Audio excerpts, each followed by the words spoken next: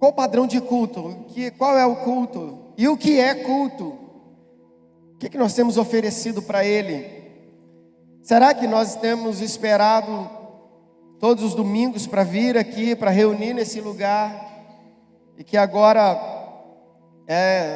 está tão difícil? E eu entendo assim, hoje nós diminuímos as cadeiras, aumentamos espaços, na esperança de que viessem poucas pessoas, e que bom que vieram poucas pessoas. Eu acho que eu nunca imaginei dizer isso num culto, que bom que veio pouca gente, porque a gente está com medo, está preocupado, e a gente tem visto inclusive a fiscalização rodando aí pelo bairro, e eu não digo que eles estão errados, eles estão certos. É momento de se cuidar mesmo. Então, muito bom você estar aqui de máscara, se cuidando.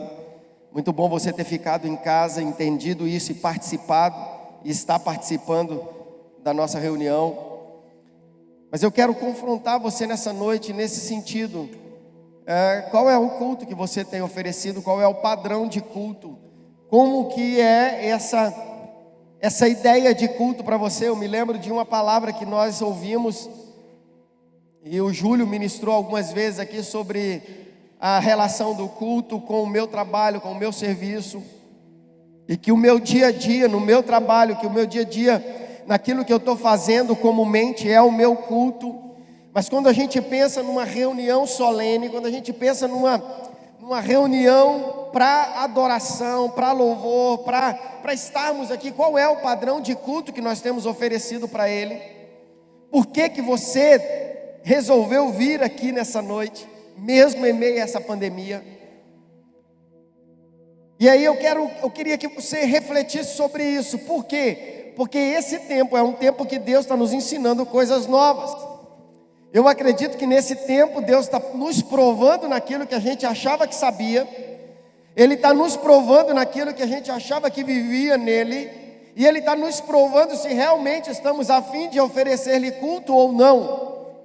Se estamos realmente a fim de dar alguma coisa para Ele, com o nosso coração sincero. Nós cantamos aqui com todo o entendimento, com todo o coração, com toda a minha força. Eu quero te amar mais. E se isso é verdade na nossa vida, ou se nós negociamos isso o tempo todo. Eu estava pensando sobre, nesse tempo, qual é a ordem de Deus para nós. E eu me lembrei de Eclesiastes capítulo 3, que diz que há tempo para todo o propósito de Deus na face da terra. Lá diz isso, que tudo que acontece tem um tempo de Deus determinado.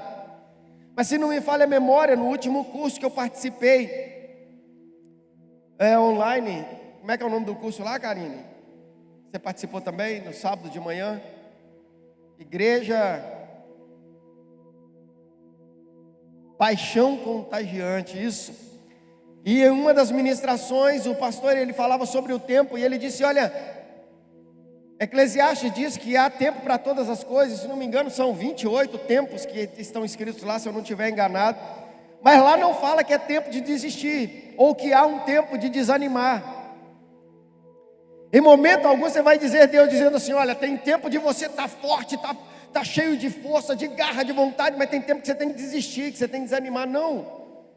O tempo todo a Bíblia está nos empurrando para frente, dizendo, olha, não pare, não desista, não desanime, porque só os perseverantes herdarão o reino. Porque só aqueles que persistem, só aqueles que insistem, só aqueles que acreditam que as coisas vão mudar, que a vida vai dar uma virada e que tudo vai dar certo, porque esse é o propósito de Deus. Só os perseverantes, só os persistentes, só aqueles que acreditam. Porque Paulo diz que nós não somos daqueles que desistem, mas daqueles que avançam em direção ao alvo, rumo ao propósito. E isso tem a ver com o culto. Porque se eu não entender qual é o culto que eu estou prestando para Deus, eu vou estar prestando culto para qualquer outro Deus, menos para o Senhor dos senhores, o Deus dos deuses, o Rei dos reis. E há um texto chocante que eu quero ler com você. Abra sua Bíblia em Amós capítulo 5.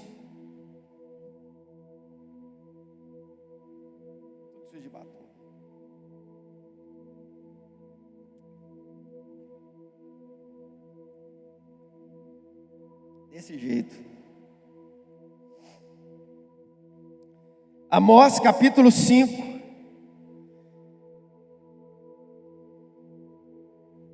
A partir do versículo 21, e eu quero que você entenda essa palavra, querido, e fique chocado com ela, assim como eu fiquei. Você que está aqui, você que está na sua casa, ou onde quer que esteja assistindo o culto pelo Facebook. Eu vi que alguém que perguntou se essa reunião estaria no YouTube. Eu não respondi lá, porque eu estava cultuando. Mas se você está assistindo aí, meu irmão, essa ministração, a palavra estará na página do YouTube, né? Nós temos a página CLPA, não o culto todo, mas a palavra e outras ministrações você pode ir lá, CLPA mesmo só, né? CLPA GV, é a nossa página da CLPA daqui de Valadares. Então entra lá que você vai ver lá no YouTube as ministrações. Amós capítulo 5, a partir do versículo 21. Entenda, essa é uma palavra de Deus, usando um homem simples, Amós. Amós não era um profeta de renome, um profeta de carteirinha. Amós era um cara simples, um cara que trabalhava no campo. E Deus resolve usar Amós para chamar a atenção da nação. E agora no capítulo 5, versículo 21, ele diz assim: eu odeio e desprezo as suas festas religiosas. Não suporto as suas assembleias solenes. Isso é Deus quem está dizendo através do profeta Amós. Mesmo que vocês me tragam, entenda, eu quero que você preste atenção nas expressões que estão aqui. Mesmo que vocês me tragam holocaustos e ofertas de cereal, isso não me agradará. Mesmo que me tragam as melhores ofertas de comunhão, não darei a menor atenção a elas. Afastem de mim o som das suas canções e a música das suas liras. Em vez disso, corra a retidão como um rio, a justiça como um ribeiro perene. Foi a mim que vocês trouxeram sacrifícios e ofertas durante os 40 anos no deserto, ó nação de Israel? Não. Vocês carregaram o seu rei Sicute e Quium, imagens dos deuses astrais que vocês fizeram para si mesmos. Por isso eu os mandarei para o exílio, para além de Damasco, diz o Senhor, Deus dos exércitos é o seu nome. Queridos, como eu te disse, essa palavra ela me chocou. Eu fiquei assim assustado. Eu já ministrei sobre essa palavra aqui na igreja em algum tempo que eu não me lembro, mas eu já preguei sobre isso. Mas quando eu estava meditando e orando e o Senhor me fez lembrar dessa palavra, eu fiquei assustado. Eu falei: meu Deus, qual é o culto que nós estamos te prestando? O que realmente nós estamos te oferecendo? E que, como se não bastasse, em João capítulo 4, quando Jesus está conversando com a mulher samaritana, ele faz uma colocação também que me choca, porque ele diz que o Pai está à procura de verdadeiros adoradores, aqueles que adoram ao Pai em espírito e em verdade. Se o Pai está procurando verdadeiros adoradores, então quer dizer que existem falsos adoradores. Se o Pai está procurando pessoas que o adoram em espírito e em verdade, há pessoas que vão adorá-lo na carne e em mentira. E eu preciso começar a analisar qual é o padrão de culto, de oferta que eu tenho dado para Ele, que eu tenho oferecido para Ele.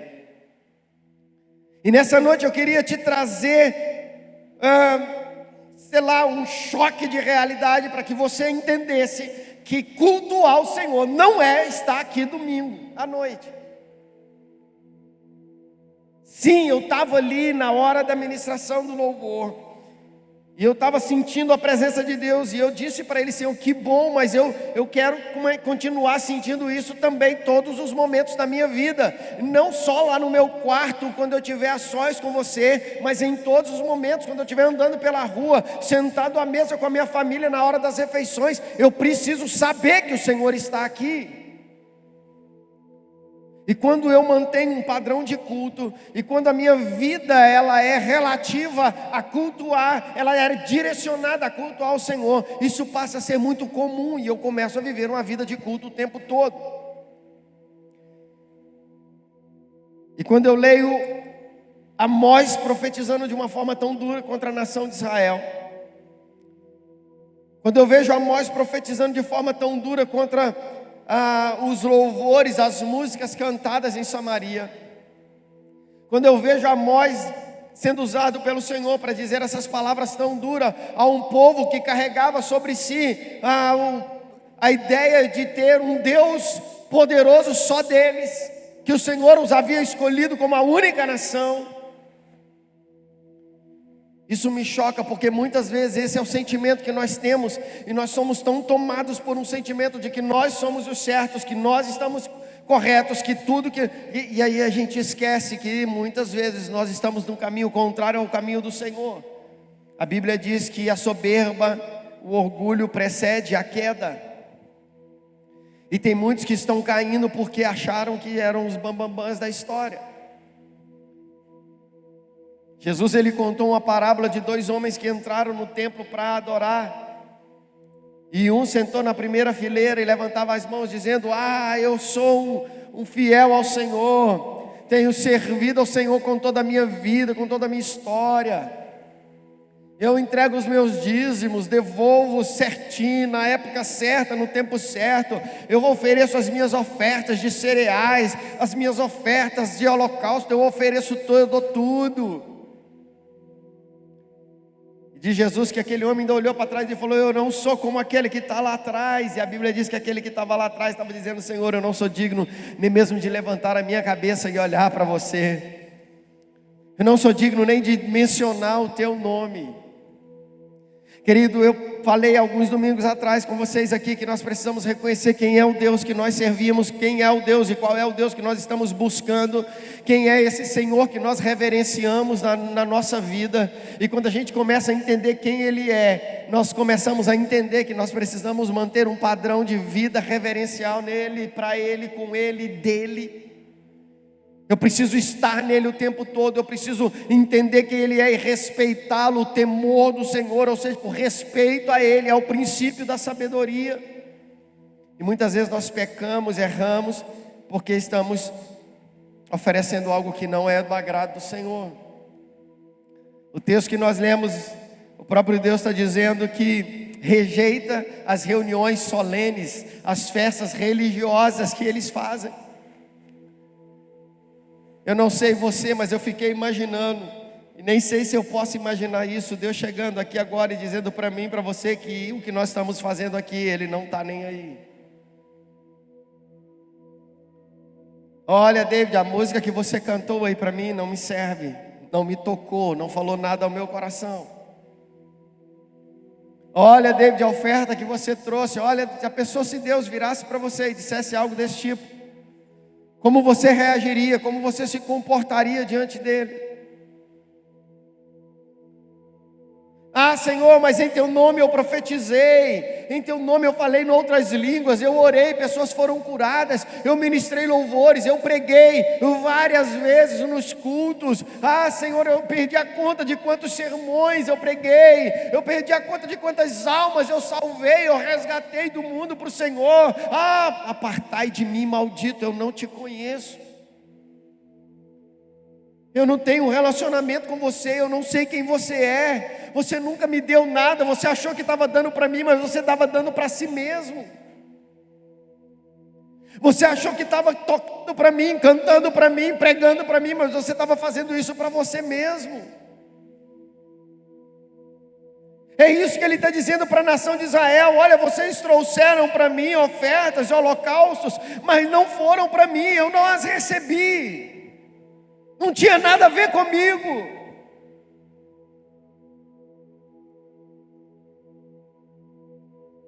Esse momento que nós estamos vivendo é o momento em que nós estamos sendo colocados à prova para saber se realmente somos ou não filhos de Deus.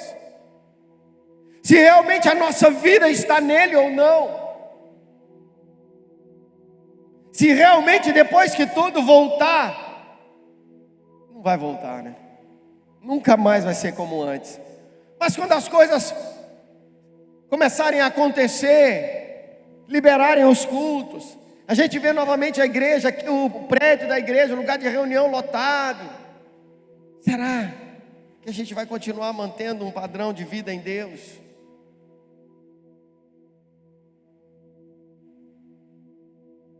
Nessa noite eu quero que você reflita em qual é o padrão de culto, qual é o culto que você tem oferecido para Ele, ou se essa palavra tem a ver com você.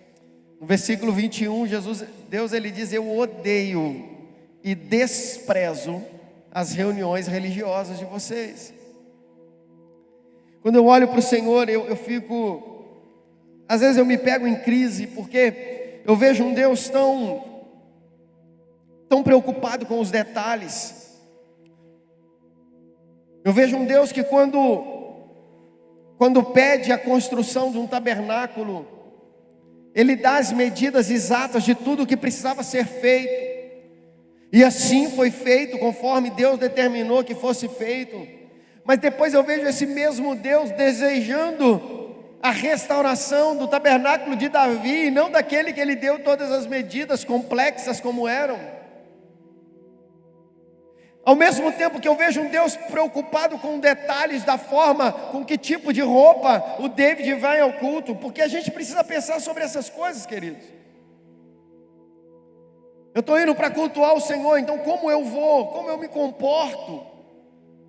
Mas ao mesmo tempo eu vejo um Deus que está tão disposto a me aceitar do jeito que eu sou, e que está muito mais preocupado com a espontaneidade do meu coração do que com os padrões meticulosos que a religião nos impõe. E nessa noite eu quero que você entenda o que eu estou pregando, pelo amor de Deus. Qual é o padrão de culto? Não, eu vou na igreja porque se eu não for, não. Até porque nós não vamos à igreja, nós somos a igreja. Aqui essas paredes não são igreja. Isso aqui é um lugar de reunião, um prédio, uma construção, um espaço reservado para nós adorarmos a Ele, em congregação, em comunhão. Então eu preciso começar a entrar nesse lugar de qual o padrão que Deus quer. Agora, quando eu olho para a palavra do Senhor, eu percebo que Deus ele respeita a nossa individualidade. Talvez você olhe para alguém que está no culto. Esses dias eu estava assistindo alguns cultos antigos, 2018, 2017, alguns vídeos. E era assim tão vibrante, a filmagem pegava algumas pessoas assim pulando, vibrando. E eu falei, cara, que gostoso, mas esse é o padrão dele. Talvez tenha aquele que vai encostar lá no cantinho, vai sentar na sua cadeira, e talvez não vai pular, e talvez não vai dançar, mas ele vai estar adorando a Deus com tanta intensidade, ou talvez com mais intensidade do que aquele que está pulando agitado. E talvez aquele que está pulando agitado, ele está tão em Deus, tão tomado pela presença do Senhor, que é como uma criança que vai comer a sua primeira papinha e pega a colher e joga comida para tudo quanto é lado. Ele não sabe como lidar com isso. E a presença de Deus o toma de uma forma tão gostosa que ele sai correndo, ele pula, ele vibra, não sei. Mas Deus respeita a nossa individualidade, Ele respeita a forma como eu reajo à presença dEle em mim, como Ele me toca e como eu reajo ao toque dEle. Mas nós precisamos olhar e entender se o que estamos fazendo e o que estamos sendo é ou não para Ele. Se realmente o nosso culto, a nossa oferta tem tocado o coração de Deus, ou simplesmente eu tenho cumprido um compromisso social, religioso, ou se eu só estou fazendo com que a minha moral, sei lá, os meus padrões éticos não estão me condenando. Então eu vou seguir algumas coisas para que a minha mente, né, a minha consciência não me condene. Nessa noite eu quero desafiar você, querido, a entender e a compreender e a decidir a oferecer um culto para Ele. Não importa qual é a sua oferta, não importa o tamanho daquilo que você está entregando para Ele, não importa a dimensão do seu coração, mas que seja para Ele. Há uma outra história de Jesus, quando ele estava do lado do gasofilácio, observando as pessoas trazerem as suas ofertas. E a Bíblia diz que muitas pessoas ricas traziam muito dinheiro daquilo que lhes sobrava. E aí veio uma viúva e trouxe tudo o que ela tinha, algumas moedas. Pensando em valores financeiros, aquelas moedas nada era comparada aos valores que os ricos traziam. E Jesus faz uma pergunta, ele diz: quem deu mais?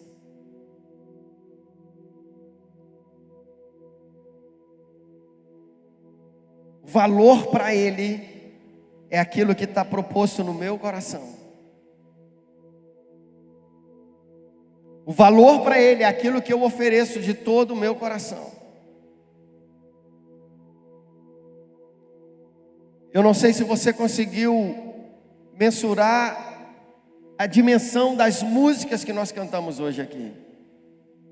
São músicas muito fortes, muito intensas. Que se for verdade na nossa vida, querido, você pode ter certeza que você vai viver num padrão muito, muito, muito além do que você pode imaginar.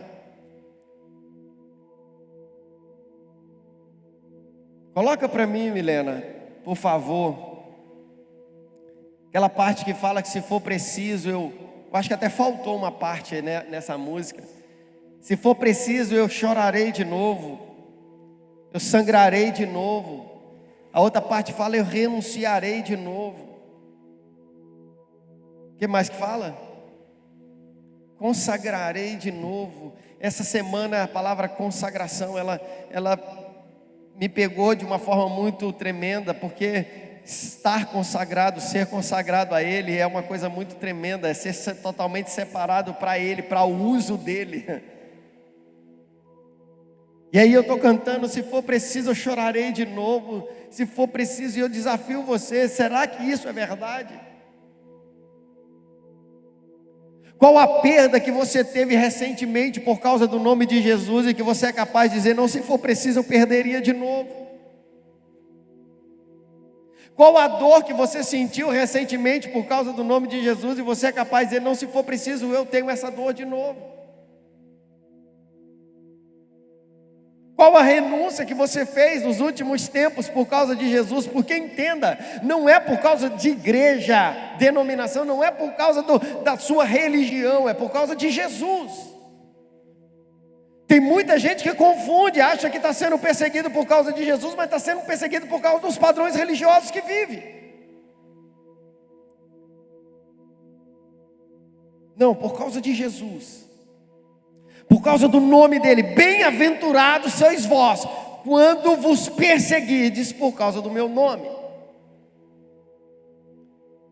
Por causa do nome dele. Por causa de Jesus.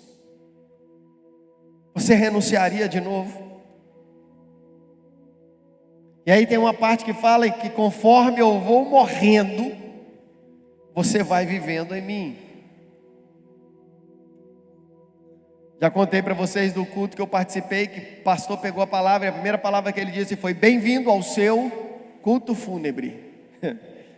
E ele leu Colossenses quando disse: já morremos com Cristo, por que então aceitamos padrões humanos?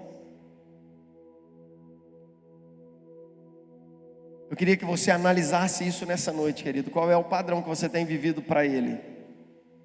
Quem é esse Jesus para você, que você tem buscado, que você tem cantado, que você tem servido, que tem te trazido, que tem te feito tirar um tempo aí na sua casa para assistir o culto pela internet? Qual é esse Jesus que você vive? Sabe, porque se as pessoas que estão à sua volta não estão percebendo que tem Jesus aí, tem alguma coisa errada. Eu não sei se caberia você chegar lá na sua casa hoje, chamar a sua família e dizer: por favor, me digam qual é o Cristo que eu tenho apresentado para vocês. Vocês podem me descrever qual é o Jesus que vocês têm visto em mim? Qual é o Jesus que vocês têm observado em mim? Qual é o Cristo que vocês têm entendido que eu prego, que eu vivo? Ah, não, a gente sabe que você é evangélico. Não estou falando sobre religião, que eu sou crente, eu sou evangélico, eu sou... Não, eu estou dizendo para você qual é o Cristo que eu tenho apresentado para você. Qual é o Jesus que você tem percebido em mim? Porque é uma palavra que Ele disse que me enviaria e que as pessoas olhariam para mim e reconheceriam Ele. Não, mas o culto de vocês não é para mim, o culto de vocês é para vocês mesmos. Quanto melhor a qualidade da live, melhor vai ser o ego do pastor David, mais alto. Quanto melhor a mensagem pregada, maior vai ser, mais inflado vai se tornar o ego do pastor. Não, importa que ele cresça e que eu diminua. Importa que ele cresça e você diminua.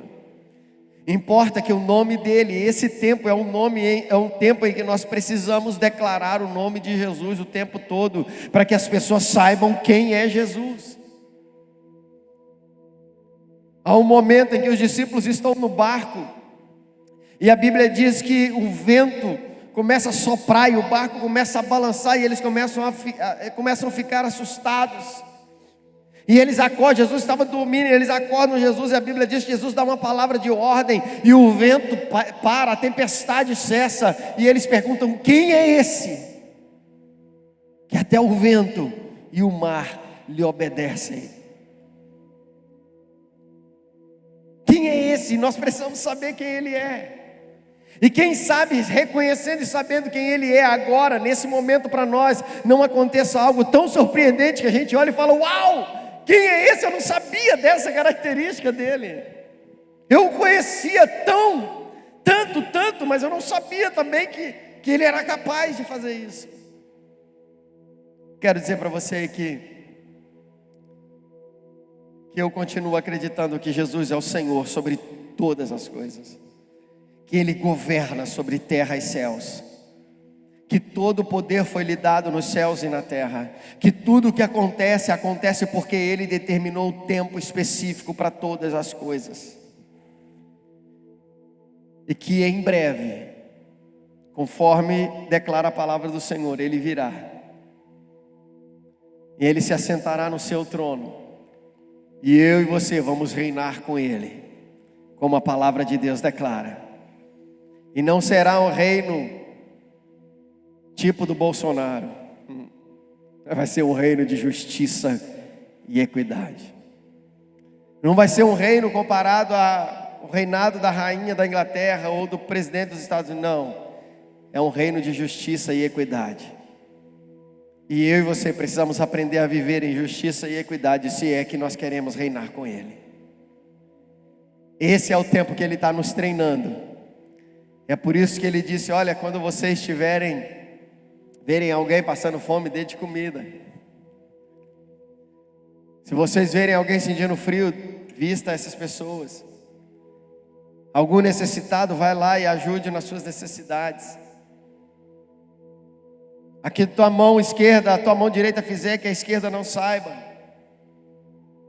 Ah, se o teu olho te faz pecar, fura ele, joga ele fora, porque é melhor ir para a eternidade com o olho do que perder a vida eterna com os dois olhos.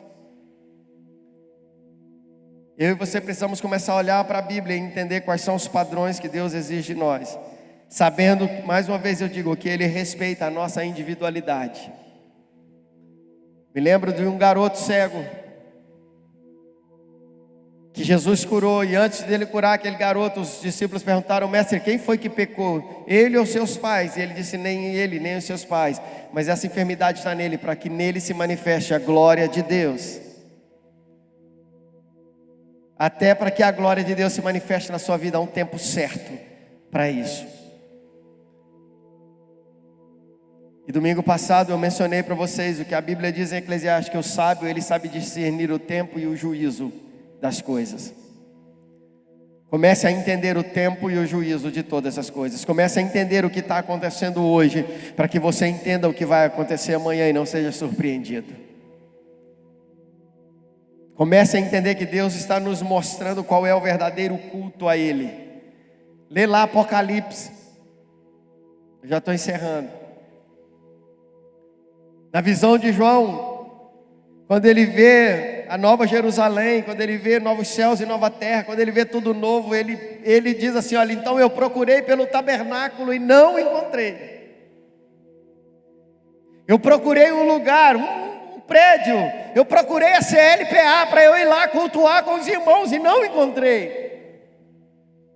Não tem templo, não tem prédio, não tem lugares de reunião na Nova Jerusalém, porque a Bíblia diz que Ele, o próprio Deus, é o seu tabernáculo. Querido, e se você não sabe, isso é realidade nos dias de hoje, porque a presença de Deus, ela pode ser percebida em qualquer lugar onde você estiver.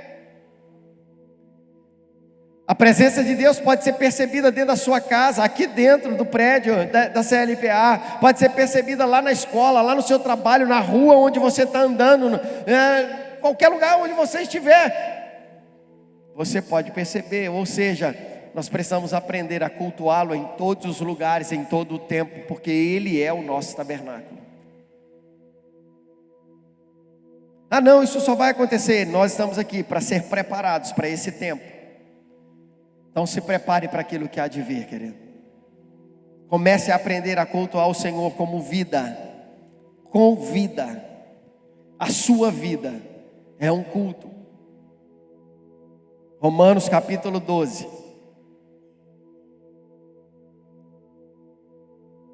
Não vos conformeis com este mundo, mas transformai-vos pela renovação do vosso entendimento, para experimentar a boa, perfeita e agradável vontade de Deus. E esse padrão de vida, esse estilo de vida, é o vosso culto racional. É um culto que eu entendo o que eu estou fazendo, que eu sei o que eu estou fazendo. Eu quero desafiar você a nessa semana, dedicar essa semana de culto ao Senhor. E como eu te disse, aqui não é lugar de encher, mas de derramar. Quando chegar aqui no domingo, que você tiver a oportunidade, eu espero que domingo que vem a gente já tenha uma liberação maior de pessoas. Não sei como que essas coisas vão caminhar, mas enfim, se nós estivermos aqui reunidos, eu sei que eu estarei, nós possamos derramar todo o padrão de culto que vivemos durante a semana nele, para Ele, por causa dEle, porque dEle, por Ele e para Ele são todas as coisas. Se você pudesse colocar de pé, você que está aí na sua casa, já que você está em casa, então você está em família, você pode dar as mãos aqui na igreja, aqui na CLPA não. Mas lá aí na sua casa, você que está com a sua família, seus filhos, pegue eles aí agora, dê as mãos. Eu quero desafiar você a fazer culto doméstico essa semana, reunir com a sua família pelo menos algumas vezes durante essa semana, colocar uma música de adoração, quem sabe dobrar os seus joelhos aí na sua casa e oferecer algo para o Senhor. Eu quero combinar com você que na terça-feira nós vamos fazer uma live, nós vamos entrar todos vocês, todos nós. Amanhã eu vou postar e na terça-feira durante o dia, como que nós vamos fazer isso? Mas para todo mundo entrar online e ao mesmo tempo a gente ter um culto online. Mas nós vamos fazer isso.